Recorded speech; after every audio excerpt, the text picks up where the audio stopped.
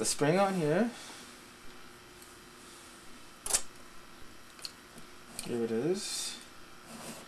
And take this in. There it is. Okay, so now what happens, when I pull this out, you see the choke will open, or close rather. See the choke's closed? And it's spring loaded too, so when the engine starts, the vacuum of the motor might make this flap a little, open a little bit as the piston goes up and down. And that'll let just a little bit of air in so she'll run. So that's what the choke, it's almost like an automatic choke that way. Another thing that happens with this is when I pull this open, you can see this move. What's that doing? Well, it's giving you a choke and it's opening up the throttle valve so it's on the main circuit. So now you don't have to advance the throttles to start your motor. You just pull out the choke. It automatically gives you more throttle. It closes the choke and it can open by, let the air in by the vacuum. And as you adjust the speed, you're really setting the timing for the engine to get it to start. So all that stuff is real important when it comes to getting your motor to run. So that's that story. Works well. Okay, we're going to put the carburetor on. So I always save the bolts on the places they go so I don't lose them. Well, you can bag them and you can write down what they go to, but I don't like writing, so I put them on the thing. Alright, so the carburetor, I reuse the old gasket. I don't use gasket cement. I want to be able to take it off again later, so I don't worry about that. Slip the linkage on for the throttle. The carburetor just slides on, nice and neat. You gotta look at the bolts. Sometimes the bolts have a pad on them, and the pad goes on the inside. These ones really don't seem to have a pad. This bolt goes in first because you gotta hold the carburetor out to sneak it in there. So, can you see it, Keith?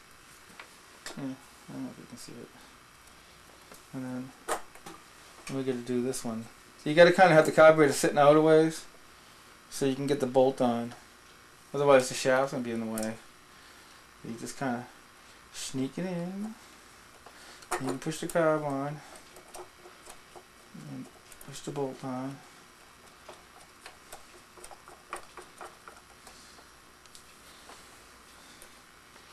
See how the bolt hits the edge of the carburetor? So you gotta make sure you get them both in. Show over here. You can see how the bolt, if it's out too far, it hits the carburetor. So you have to get them both on finger tight before you do anything.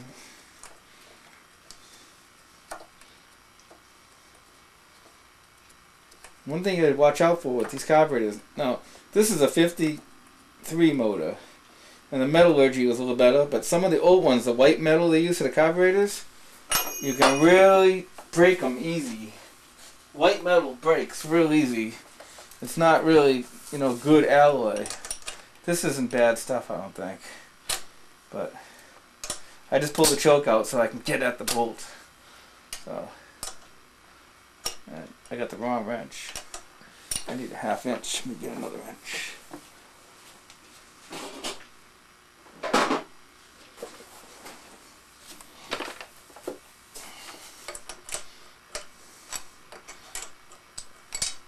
And I'm just trying to snug them down. Snug it a little bit. Snug the other side.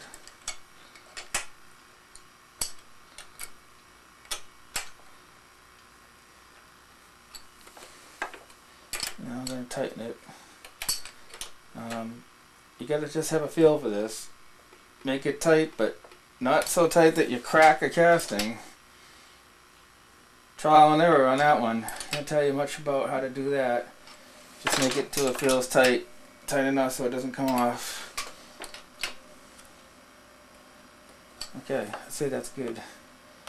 And let me do the linkage here. So you can see now, as this advances, it advances the carburetor. See that? And you can also see if I pull the choke out, it advances. So So that's how that all works. Take it easy, stop. Now let's go tighten up this linkage so don't lose it. A little right angle screwdriver. One thing about working on motors and stuff, you get to buy all kinds of cool tools. Vroom vroom! You like that? Now the other thing is, you need to adjust, and I don't really know how this is supposed to be, but there's a notch right here. And I think it's supposed to just touch the wheel right at the notch, which it's doing right now. But that's adjustable. There's this little bolt underneath you can loosen up and you can slide this forward or backwards. I put it where the mark was from originally, and it seems to be just right. It just hits the wheel right at that line. So that's what it needs to do. So now it's got pressure on the throttle. And as I fully advance it, if you look down the throat of the carburetor, you'll see how... Okay, as it advances the throttle, you can see it opening up the throttle. That's full speed. You're looking right down the bore of the carburetor. If you were an atom, you'd be flying right through there. A fuel molecule. It'd be flying right through there. Vroom. Okay. I'm just tightening up this cam screws. So once again, right where that line is, when it should just hit the roller right at that line. That's the way you set that, I think. And making sure that I got these cam screws tight, because they fall out, the cam falls out, the motor won't go.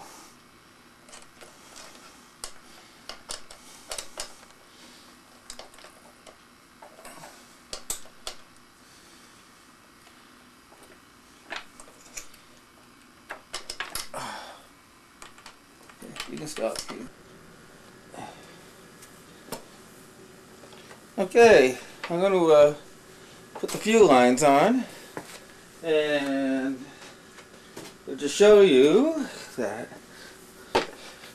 So if you look at this fitting, it says air right here and fuel right here. So the right side is air, air goes on this fitting right here. That's the air fitting. So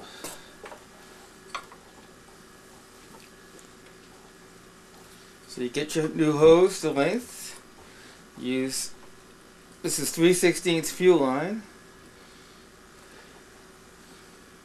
And I'm using the original metal fittings that they use, that OMC used. And that looks pretty good.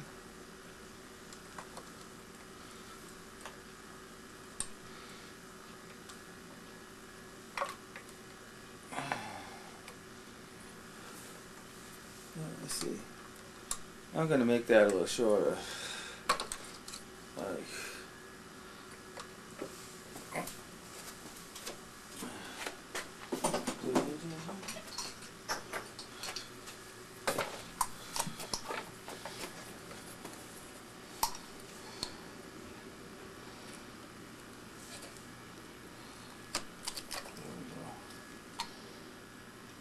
let's try that.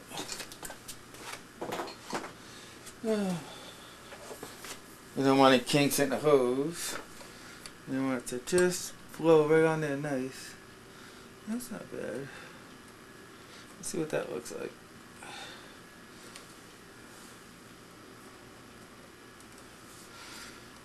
Oh, this should still be shorter. I'm going to make it a little shorter.